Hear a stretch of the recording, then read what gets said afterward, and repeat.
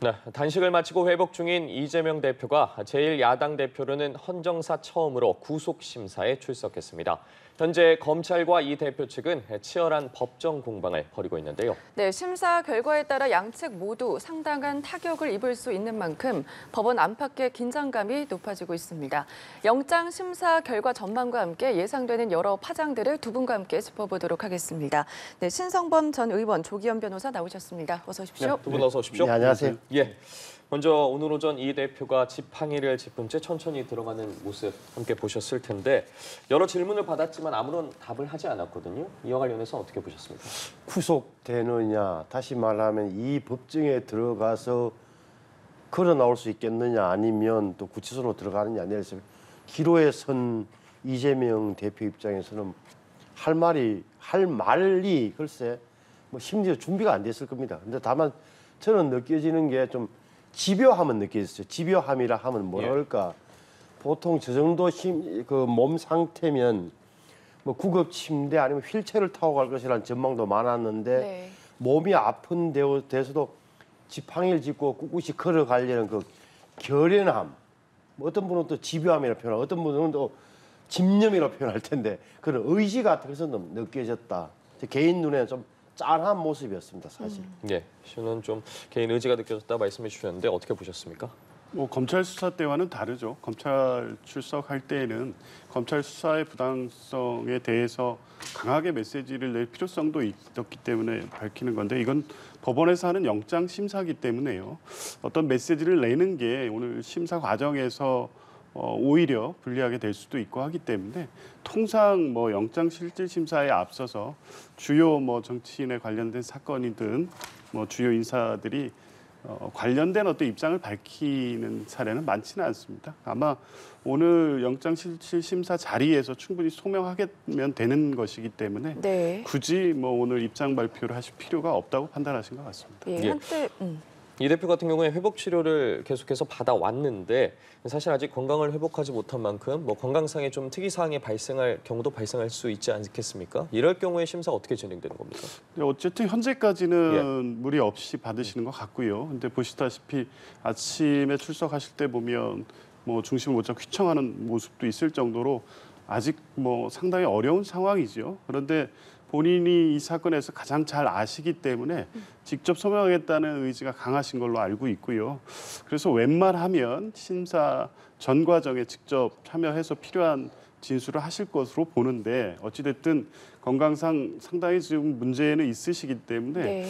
아마 좀 어려움을 호소하면 판사께서도 어느 정도 배려하면서 재판 절차 진행에 또 본인이 직접 소명했다는 입장을 갖고 계시나는 재판부가 충분히 이제 그런 것을 고려하고 배려하면서 진행되지 않을까 봅니다. 예, 말씀해 주신 것처럼 뭐 한때는 이 대표가 불출석을 해서 서면 심사를 받을 가능성도 있었다 이런 얘기도 나왔었는데 이 대표의 직접 출석 의지가 상당했고 말씀해 주신 것처럼 이 부분에 대해서 집요함이 느껴졌다 이런 말씀을 해주셨잖아요. 이 대표가 이렇게 직접 출석을 고집한 이유는 뭐라고 보십니까? 제가 보면 고집했다기보다는 정식 절차를 제대로 밟겠다는 생각이 왜 그러냐면 보십시오. 네. 이게 국회에서 체포동의안이 통과되는 순간 선거로 나서 구인영장이 발부된 구인영장. 예. 말 그대로 데리고 가서 흔히 하는 말로 끌고 가서 영장 실질심사 받아도 좋다는 허락이 떨어지기 때문에 본인이 뭐 원하지 않으면 강제 구인 절차에 들어갈 수 있는 거예요. 그래서 네. 이거는 꼭 뭐 이재명 대표의 의지가 100% 작용했다기보다는 본인 입장에서도 나가서 설명할 게 있다고 판단했을 테고 지금 네. 상황은 뭐냐면은 제가 보기에는 검찰이 몇 시간 동안 계속적으로 이재명 대표 지금까지 주장의 허점을 물고 늘어지면서 공격을 하고 있고 여기에 대해서 이재명 대표 측 변호인들은 또 반박을 하고 있을 테고 이재명 대표는 간혹 가다가 어떤 입장을 밝히죠. 네. 예를 들어서 판사가 여기에 대해서 피해자 본인은 어떻게 생각하시냐고 물어보면 또 입장을 밝히죠. 이런 식으로 진행될 거란 말이에요. 그렇다면 언론을 보니까 지금 뭐 만일의 경우에 대비해서 법정에 의사와 간호사가 배치돼 있다 그래요. 그러면 잠시 누워 하든지 검찰과 변호인들이 설명하는 동안에는 예를 들어서 유차원 부장판사의 판단에 따라서 어느 정도 진행이 가능한 순간 가능하도록 아마 조절하면서 저는 신문을 진행하고 있다고 봐요. 그래서 건강 상태는 사실은 큰 문제가 안 된다고 보고, 다만 아까 말씀하셨던 이 자진 출석이 100%는 아니라는 것은 사실 구인은 강제 구인이 될 수 있도록 돼 있단 말이에요. 그러면 네. 안 가는 것보다는 훨씬 나가서 설명하는 게 나을 거라고 판단했을 겁니다. 예. 그러면 법정에서 이 대표가 직접 뭐 설명할 가능성이 당연하죠. 높다고 당연히 기회를 보십니까? 뭐 예를 들어서 기회를 주십시오라든지 아니면 예. 판사가 유차원 부장 판사가 보기에 양쪽 다 주장이 엇갈릴 때 여기에 대해서 본인 의견을 들어보겠다고 한다면 네. 그때 일어나서 뭐 발언하고 이런 시간은 충분히 주어질 겁니다. 예. 소명 의제가 강할 거다 이런 말씀 해주셨거든요. 어떻게 좀 예상하십니까? 네, 아무래도 영장실질심사에 본인의 출석 포기는 불리한 결과를 초래할 수도 있기 때문에 당연히 뭐 출석하시는 거고요. 문제는 이제 건강상의 문제예요. 과연 출석이 가능할 정도로 이 짧은 기간 회복을 하셨겠느냐가 문제였는데 네. 오늘 보면 뭐 출석해서 본인의 입장을 소명하시는 정도에는 무리는 없어 보입니다. 근데 예. 어쨌든 예상하기로 10시간, 최장 기록인 10시간을 넘을 가능성도 있기 때문에 이 시간을 과연 다 버텨낼 만한 상황이실지는 좀 봐야 되겠지만 어쨌든 이 사건 전체에 대해서는 본인이 가장 잘 아시기 때문에 가장 중요한 부분에 있어서는 직접 설명을 하고 그것이 아마 영장 발부 여부에 대한 판단에 중요한 그 관건이 될 거라고 보기 때문에 당연히 출석해서 소명하실 거라고 봤습니다. 예, 지금 법정 공방이 한창일 텐데 이재명 대표의 구속 여부를 가를 최대 쟁점 뭐라고 보십니까? 다들 언론에서 증거인멸 네. 염려 여부라고 그래요. 그러니까 이재명 의원이 바깥에 있으면서 바깥에서 불구속 상태에서 재판을 받게 되면 증거를 없애거나 말을 맞출 그 가능성이 얼마나 되느냐 여기에 대한 판단이라고 그래요. 그런데 제가 쭉 보면 검찰이 내세우는 증거를 언론을 통해서 볼라치면 증거인멸 우려는 있다고 판단할 가능성이 높아 보여요. 예를 이화영 씨 재판에서 아시는 대로 6월 말쯤에 이화영 씨가 진술을 번복했다 그러고 예. 뭐 보고했다는 식으로 보고를 했다는 진술이 나오니까 바로 어떤 일이 벌어졌냐면 부인이 가서 법정에서 부부싸움을 하고 변호인을 교찰에서 소동이 벌어졌단 말이에요. 지금 나온 이야기를 보면 그때 부인이 옥중에서 만났을 때 뭐라고 했냐면은 위에서 검찰이 탄압해서 허위 진술을 했다는 취지로 옥중 편지를 써달라 했다는 게 기록에 나왔다는 거예요. 이 증거가 있다는데 모르겠어요. 나오면 그런 진술이 있다는 거예요. 그러면 이 진술 후에 이화영 씨가 어떻게 했습니까? 부인을 통해서 옥중 편지를 자필 편지 썼잖아요. 보고한 적 없다는 편지를 썼고 이런 흐름. 두 번째는 2002년도에 변호인 시절, 변호사 시절에 일어났던 검사 사칭 사건에 본인이 벌금형을 받았는데 이것이 나중에 또 문제가 됐어요. 그런데 이 사람은 이재명 당시 경기도에서 후보는 내가 뒤집어 쓴 거다. 내가 주범이 아니었는데 성남시와 KBS가 짜고 자기를만 주범으로 몰았다고 이야기를 한 거예요. 이게 허위사실 공표를 해서 선거 위반 혐의를 했는데 재판받는 과정에서 당시 성남시장의 수행비서를 증인으로 불렀어요. 근데 이 증인이 자신이 보거나 경험하지 않은 사실을 허위 진술토록 했다. 무슨 말이냐? 그 당시 성남시에서 그런 일이 있었다. 내가 모시던 시장이 그 시장 돌아가 있어요. 자꾸 했다고. 이런 진술을 그러니까 허위 진술을 하도록 만들었다. 이런 대목까지 지금 검찰에서는 증거로 내놓고 있는 거예요. 그래 옛날에 이전에도 위정 교사를 시키고 위정을 하도록 시켰고 지금도 영향력을 행사해서 증거를 없애고 있다란 이런 그 논리로 법원을 설득하려고 할 텐데 여기에 대해서 뭐라고 이재명 대표가 소명할지 또 어느 정도 유차원 부장이 양쪽 이야기를 들으면서 어느 쪽에 고개를 끄덕끌지 이게 핵심이라고 봐요. 예, 법리공방 쟁점, 증거인멸 가능성 말씀해 주셨는데 이번에 또 영장 심사를 맡은 유창원 부장판사에 대한 관심도 높거든요. 뭐 일단 법리에 충실하신 분으로 알려져 있고요. 예. 지금까지 서울중앙지법의 영장 전담 판사를 맡은 이후에 맡았던 사건 중에 상당 부분의 증거인멸 우려를 이유로 영장을 발부했던 것으로 알려져 있고요. 특정 편향이나 이런 모습을 보이지 않는 분입니다. 엄격하게 이제 법리를 따지실 거로 보이는데요. 지금 말씀하신 것처럼 증거인멸 우려가 보통 예상하기에 이에 대한 판단이 발부 여부의 가장 네. 중요한 관건이라는 거는 뭐 기정사실이고요. 물론 도주 우려는 없고요.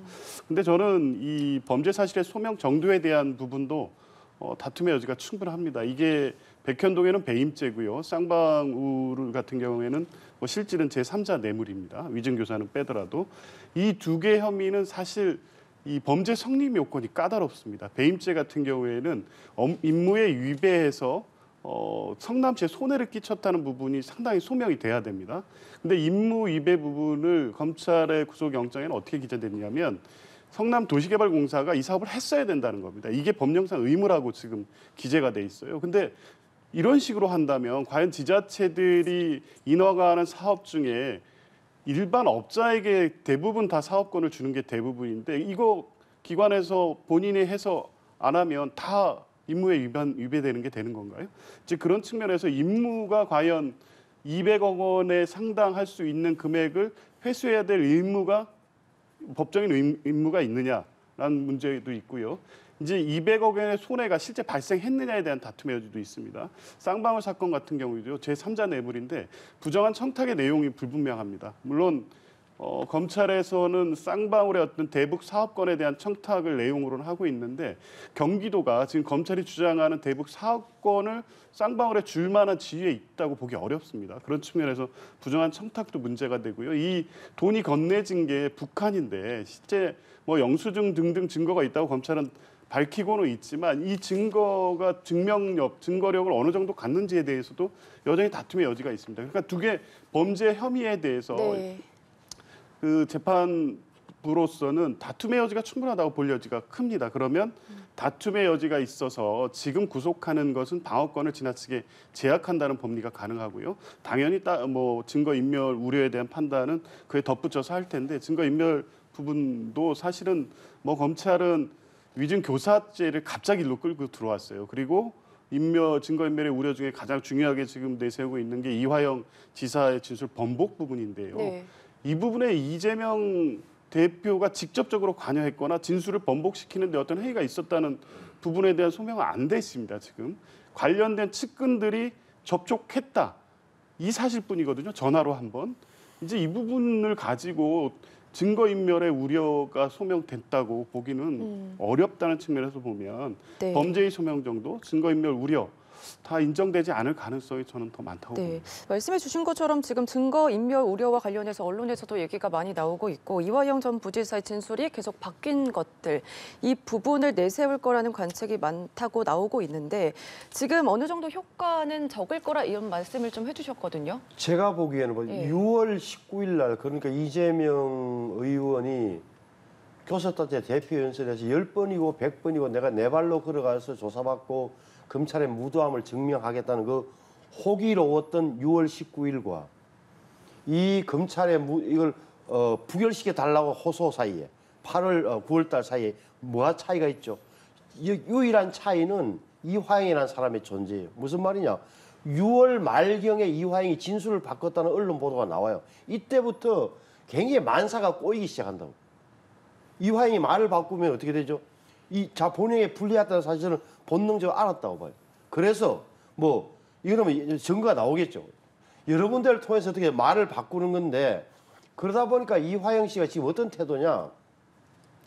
검찰 앞에서는 보고했다고 말해놓고 지자청들로부터는 배신자 소리를 듣기 싫으니까 또 말을 바꿔 재번복하는. 그러면 가운데 서 있는 담당 판사는 아는 거예요. 이 양반이 왜 이렇게 하는지를 알고 있단 말이에요.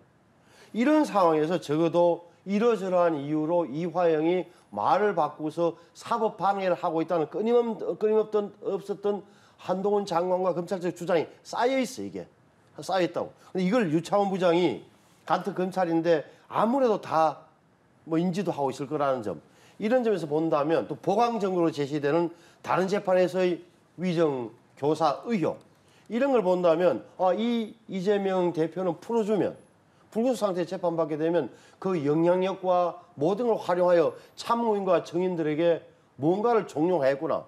사법적인 정의의 실현을 방해하겠구나라는 의심을 저는 하게 될 거라고 봐요. 그런 의미에서 저는 굉장히 위험한 시도였다. 이게 마음이 급했겠지만 저는 그렇게 느껴서 이화영 부지사의 진술 번복과 재번복이 저는 결정타일 가능성이 높다고 봐요. 과연 어떻게 이 부분에 대한 법리 공방을 펼칠지 지켜봐야 할 것 같은데 앞서서 이제 쟁점에 대해서 범죄 성립 요건이 까다롭다 이런 말씀을 좀 해주셨잖아요. 그렇게 봤을 때 측근들의 진술 신빙성은 어떤 영향을 좀 미칠 거라고 보십니까? 이재명 대표에게 불리한 진술을 하고 있는 사람들이 있죠. 근데 다 본인 범죄 혐의와 관련돼 있습니다. 유동규 씨도 마찬가지인데요. 초기에 부인하다가 나중에 이재명 대표가 묵인 지시한 걸로 지금 진술을 하고 있는데 본인의 향후 재판 결과와 직접적인 관련이 있기 때문에 자기의 이익을 위해서 진술하고 있는 사람입니다. 그래서 유동규 씨, 김인섭 씨의 진술이 사실에 부합하는 진술이라고 지금 단정할 수가 없죠. 그거는 재판을 해봐야 되는 것이고 네. 둘 간의 지위가 소위 말하는 법적인 적대적 관계이기 때문에 이분들이 그렇게 진술하고 증언하고 있다고 해서 이게 곧바로 이재명 대표의 혐의 사실을 소명하는 어떤 증거로 바로 인용되기는 어렵습니다. 이와 반대되는 어떤 증거나 진술도 또 분명히 있을 거거든요. 그래서 유동규 씨, 김인섭 씨 등이 청탁과 관련된 어떤 지금 구속영장 청구사에 부합하는 진술을 했다고 하더라도 이 진술만으로 이 범죄의 소명 정도가 네. 상당히 이루어졌다. 이렇게 판단하기는 어렵다고 보여지고요. 그러니까 이제 이 사건에서 특히 검찰이 영장에도 직접적으로 기재돼 있는데요. 인적 증거가 유무죄를 가르는 결정적인 변수가 될 거라고 스스로 밝히고 있습니다. 근데 지금까지 검찰이 했던 얘기를 보면 유무형의 증거가 상당히 확보돼 있다. 차고 넘친다 이런 얘기를 반복적으로 해왔어요. 근데 구속영장을 보면 인적 증거, 진술에 의존하고 있다는 걸 스스로 밝히고 있습니다.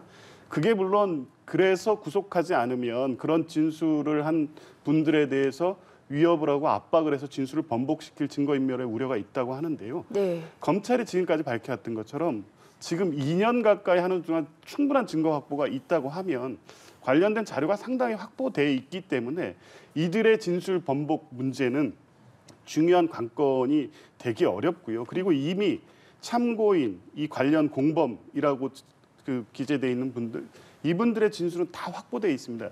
2년 수사가 진행되는 동안 인멸을 했으면 벌써 했었어야죠.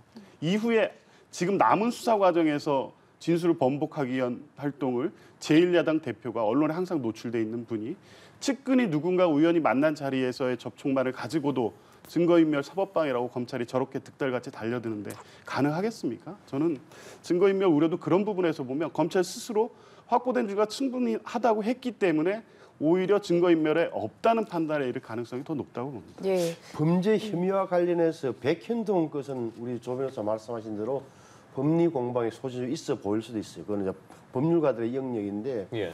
제 눈에 띈 것은 오히려 저 쌍방울 대북 송금 문제를 가만히 보시면은 이게 당사자들 다시 말하면 김성태도 다 인정했고 다 자백을 해서 안부수란 사람이 이미 다 확정 판결을 받아 1심 판결을 받은 상태라는 점. 그리고 지금 관련자 가운데 이재명 지사만 빼고 당시 지사만 빼고는 김성태, 이화영, 쌍방울의 한 4, 50명의 임직원들 다 사건이 어떻게 보면 완성돼 있는 구조가 얼개가 이미 드러나는 상황인데 유일하게 이재명 대표만 나는 보고받은 적이 없다 하고 있는 상황이에요. 그렇다면 이 대목은 굉장히 법원에서도 제가 보는 범죄 혐의와 관련해서는 판단하기가 그리 어렵지는 않을 거라고 봐요. 저는 이 대목이 오히려 백현동보다는 북한 송금 문제가 좀 더 큰 만약 범죄 혐의가 된다면 그걸 더 큰 혐의를 구성할 가능성이 높다고 생각합니다. 예, 어쨌든 관심인 게 오늘 법정에서 결정적인 이 물증이 나올까 하는데 네. 일각에서 좀 검찰이 앞서 언급해 주신 위증교사 의혹과 관련해서 좀 녹취록을 틀 가능성도 있다 이런 이야기도 그러니까 이제 그 문제가 제가 볼 때 중요한 이유가 예. 보강적이긴 해요. 그러니까 일이 벌어진 건 2002년이에요. 그때 이재명 변호사와 KBS PD가 짜고 당시 김병량 시장한테 PD가 검찰 사측에서 전화를 했어요. 이게 나중에 발각돼서 공범으로 기소가 됐는데 그러니까 이재명 변호사가 벌금형을 받았어요. 그런데 나중에 2018년도에 이게 도지사 선거 때 문제가 된 거예요. 왜? 이재명 후보 나는 아무것도 아닌데 내가 엮여서 억울하게 당했다고 돼 있는 거예요. 내가 나쁜 짓을 안 했는데 검사사청한 적이 없는데 이게 허위사실 공표로 기소가 된 거예요. 기소가 되고 나서 재판 과정에서 정인을 찾아내서 세우신 분이 당시 시장의 수행 비서예요. 그래서 당시 그 김병량 시장과 KBS가 짜고 이재명 변호사를 더 처벌을 심하게 받기 위해서 주범으로 몰아갔다. KBS는 PD는 빠지고 이야기를 해달라는 거예요. 근데 이분은 뭐라고 했냐면 나는 기억이 안 난다. 나는 당시 그때 성남시장 퇴직하는 바람에 모른다고 한 거예요. 그런데도 불구하고 집요하게 이재명 지사가 아니 그러면 그렇게 들었다고 해주면 되지 뭐라고 한 거예요. 이분이 녹취를 한 거예요. 전화 녹음을. 그 이야기가 나온 거예요. 그렇다면 아까 말씀드렸지만 당시 가장 피해자격인 성남시장은 작고했기 때문에 정인이 없고 수행비서만 정인이 남았는데 이분이 경험하거나 겪지 않은 일을 진술토록 법정에 나와 진술토록한 것은 위정교사란 말이에요. 이런 부분에 대한 증거를 만약에 검찰이 내놓는다면 털어서 유창훈 부장판사 들어보고는 아 정말 위험하다고 판단한다면 결과가 다를 수 있다 이 말이에요. 이게 굉장히 중요한 증거가 될 겁니다. 예, 조 변호사께서는 관련해서 어떻게 보고 계세요? 그 말씀하신 대로 이 사건은 2002년에 첫 번째 사실관계가 존재하고요. 재판은 2019년에 있었습니다. 1심부터 대법원까지 이 부분 소위 말하는 검사 사칭 허위사실 공표는 다 무죄였습니다. 무죄의 내용이 뭐냐면 이 이재명 당시 후보의 발언이 허위가 아니다라는 판단이 아닙니다. 누명을 썼다. 이러저러한 사유로 해서 누명을 썼다고 한 발언이 사실의 적시, 그러니까 허위사실 공표에서 요건이 돼야 되는 사실의 적시가 아니라 의견의 표명이란 이유로 무죄가 된 겁니다. 그러니까 사실 이 지금 위증이라고 한 김진성 씨의 위증이라고 한 나온 내용들이 이 유무죄 판단의 결정적인 내용은 아니었습니다. 이제 그런 측면을 먼저 봐야 되고요. 그리고 구속영장을 보면 김진성 씨의 녹취록은 검찰이 확보하고 있는 것으로 보입니다.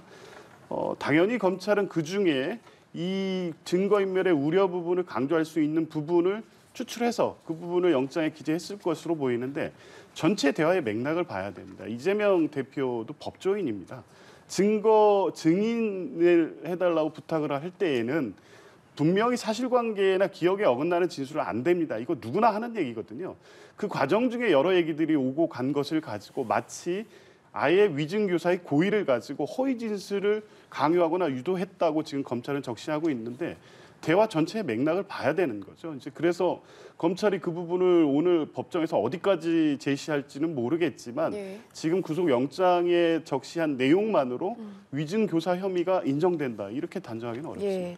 한편 민주당은 체포관이 가결된 다음 날부터 나흘간 탄원 서명 운동을 벌여왔습니다. 지금 현재 구속영장 기각을 호소하는 탄원서에 90만여 명이 참여를 했다고 하는데 과연 이 탄원서가 법원 판단에 어떤 영향을 미칠 거라고 보세요? 판사도 사람이기 때문에 뭐 내용을 보겠죠. 보지만 저는 큰 영향 없을 거라고 봐요. 왜냐하면은 경력 23년의 베테랑 판사인 유창훈 부장이 아마 제가 짐작한 정치적인 고려, 정치적 파장을 전혀 생각지 않고 판단하기로 마음을 먹고 올라왔을 겁니다. 재판정에. 무슨 말이냐. 내가 사인하느냐 발부하느냐 기간에 따라서 정치로 파장이 클 거라는 걸 상식으로 알겠지만 그 후폭풍은 모든 것은 나와 상관없다는 상관없는 세계의 영역이다. 영역으로 판단하고 본인은 정말 기록과 검찰과 양쪽 주장을 들으면서 판단하려고 할 거예요. 그런 의미에서 민주당의 의원 168명 가운데 6명을 제외한 이재명 대표와 6명을 제외한 161명이 서명을 하고 당원 90몇 명이 갖다 놓은들 그게 어떤 압박으로 작용할 가능성은 저는 전혀 없다고 봐요. 네, 압박을 줄 가능성이 낮다 이런 말씀 해주셨거든요. 결과에 직접 영향을 줄 가능성은 높지는 않고요. 판사께서 참고를 하시겠죠. 근데 의미가 있는 거는 161명 국회의원의 탄원서라고 봅니다. 이게 이제 이 판단을 하는 그 유창훈 판사로서는 국회 체포동의안이 통과됐다는 사정도 충분히 고려할 겁니다. 국회에서 어느 정도 범죄 사실 내지는 구속의 필요성, 체포의 필요성 등에 대한 동의가 이루어졌기 때문에 라는 걸 전제하고 보기 때문에 아무래도 판단이 그런 부분에 있어서는 다소 불리할 수는 있는데 161명 뭐 6분이 빠지긴 했습니다만 이번에 가결 표수가 29표이긴 했어도 주장이 하나로 일관된 게 아닙니다. 이재명 대표가 대표직을 그만두기 위한 수단으로 이걸 이용한 것은 아니었거든요. 워낙 계속해서 방탄정당의 부정적 이미지가 지금 계속되고 있으니까 이런 상태로 총선을 치르기는 어렵다. 그러니 당당히 출석해서 기각을 받고 오셔라. 그게 민주당이 사는 길이다. 이런 주장을 하시는 분들도 계셨거든요. 어찌됐든 161명이 탄원에 참여했다는 것은 이재명 대표에 대해서 지금 그 의심받고 있는 어떤 범죄 혐의라든가 이런 부분에 민주당이 동의하는 게 아니다. 다만 이러한 검찰의 무리한 수사로 인해서 갖고 있는 어떤 정치적 여러 가지 이유로 인해서 어쩔 수 없이 이제 그 가결 투표를 하신 분이 있지만 민주당 전체의 뜻은 이재명 대표가 구속사유에 이를 정도의 범죄 사실이 있다고 보지 않는다. 이 내용에 대한 의견을 표명한 것이기 때문에 국회 가결로 인해서 법원이 전제한 어떤 이런 부분을 다소 이제 완화시켜 준다는 측면에서는 그런 부분은 어느 정도 주창훈 판사도 고려하지 않을까 봅니다. 예, 영장실질심사 관련해서 뭐 공방 쟁점에 대해서 저희가 짚어보고 있는데 그렇다면 오늘 신문 얼마나 소요될까요? 우선 제가 기록을 찾아봤더니만 가장 길게 한 게 서훈 전 국가안보실장이 예. 10시간 했다고 그래요. 예. 서해 공무원 피격 사건으로 박근혜 전 대통령이 8시간으로 기록이 돼 있더라고요. 그렇다면 이번에 좀 더 길어지는 거 아니냐. 최소한 10시간 정도. 다시 말하면 예를 들어서 검찰이 뭐 검사들이 한 10명 가까이 8명인가 들어갔다 그러니까 계속 PPT 보여주고 변호사들 반격 듣고 본인 이재명 대표한테 이야기 듣고 하면은 그다음에 본인이 그다음에 딱 간 다음에 나가십시오 하고 놓고 예를 들어서 신문 많은데 그거면서 10시간 이상 걸 것처럼 보여져요. 그렇게 되면은 밤 아마 8시, 7, 8시 돼야 겨우 대기 상태에서 예를 들어서 이재명 대표는 의왕에 있는 서울구치소 일단 가 있고 그다음 본인이 몇 시간 또 고민하겠죠. 그렇게 되면 새벽에 아마 내일 새벽 2시, 3시 뭐 이렇게 되는 게 일반적이게 아니겠나 싶어요. 예, 검찰 의견서가 지금 1,600쪽에 달하거든요. 아무래도 마라톤 심사가 될 수밖에 없을 것 같은데 늦은 밤에서 내일 새벽 정도 예상하십니까? 예, 그렇죠. 여기 검찰이 준비한 PPT가 500페이지라고 했으니까요. 예. 그걸 설명하는 데만 4시간 이상 걸릴 것이고요. 당연히 이재명 대표 측 변호인도 이 부분에 대해서 반박하는데 또 상당한 시간을 보낼 것으로 보이고요. 유창훈 부장판사가 특히 이 영장실질심사 과정에서 본인이 의문 있는 사안에 대해서 직접적인 질문들을 많이 하시는 편이라고 합니다. 그러니까 뭐 양측의 어떤 주장을 듣는 데만 해도 6시간, 7시간 상당한 시간이 걸릴 것이고요. 유창훈 판사가 이재명 대표에 대해서 질문하거나 검찰에 대해서 질문하거나 이 그 질문과 답이 또 오고 가는데도 상당한 시간이 필요하기 때문에 물리적으로 뭐 10시간 이상이냐 아니냐 이건 중요하지는 않습니다만 현재 어떤 검찰이 이 적용한 범죄 사실에 대한 것, 구속의 필요성에 대한 소명 정도 이런 부분들에 대해서 전부 다 하나하나 다툼의 여지가 상당하기 때문에 이걸 하나하나 따져가다 보면 10시간 내에 끝내기는 어려울 것으로 보입니다. 알겠습니다. 기각이냐 발부냐 이 심사 결과에 따라서 뭐 검찰 쪽이든 이 대표 쪽이든 큰 타격을 입을 것으로 보이는데 뭐 어떻게 예상하시는지도 궁금하고요. 만약 영장이 기각이 된다면 검찰 쪽에서 어떤 타격을 입을까요? 기각이 된다 칩시다. 기각이 된다 치면 내일 새벽쯤에 이재명 대표는 의왕구치소에 나와서 손 흔들고 굉장히 뭐 지지자들은 박수치고 환호성을 부르고 그 다음부터는 예를 들어서 이게 그래도 검찰이 불구속 기소하겠죠.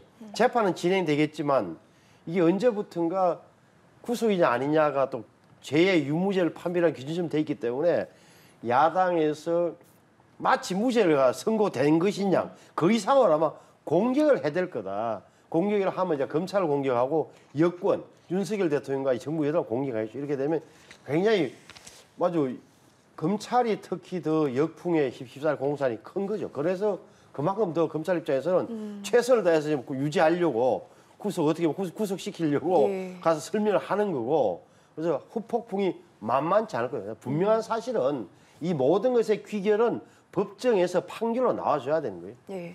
반대로 이 대표가 구속이 된다면 어떤 좀 예상을 하십니까? 민주당 내 후폭풍을 지금 가늠하기가 어렵죠. 뭐 지금 가결 자체만으로도 지금 상당한 내용을 겪고 있는데요. 이게 잠시 이 후폭풍이나 갈등 요인이 잠재되어 있는 것은 오늘 영장실질심사가 있기 때문입니다. 부결이냐 가결이냐에 따라서 당의 운명이 출렁이기 때문에 아마 만약에 영장이 발부가 된다고 하면 뭐 오늘 원내대표 선거가 있어서 지도 체제가 일단은 원내대표 중심으로 가기는 하겠지만 당이 뭐 상당 기간 상당히 뭐 어려운 내용에 시달릴 수밖에 없고 이후에 이제 뭐 이재명 대표 뭐 직접 언급은 하지 않으셨습니다만 정청래 최고위원을 통해서 밝히는 바에 의하면 뭐 영장이 발부되더라도 당원이 선출한 당 대표가 당원에 의해서 불신임 받은 것은 아니고 여전히 검찰의 정치적 수사라는 입장을 유지하고 있고 당원 또 상당수가 또 그런 뜻을 갖고 있기 때문에 지도 체제에 그 변화는 없다라는 입장을 고수하고 있어서요. 이제 그 부분에 대한 문제 제기들도 있으실 것이고 뭐 이런 부분에 대해서 국민 여론이 어떻게 갈 것이냐 이런 부분 여러 가지 지금 변수들이 있다고 봅니다. 예, 알겠습니다. 두 분 말씀 오늘 여기까지 듣겠습니다. 신성범 전 의원, 조기현 변호사와 함께했습니다. 고맙습니다. 네, 고맙습니다. 감사합니다.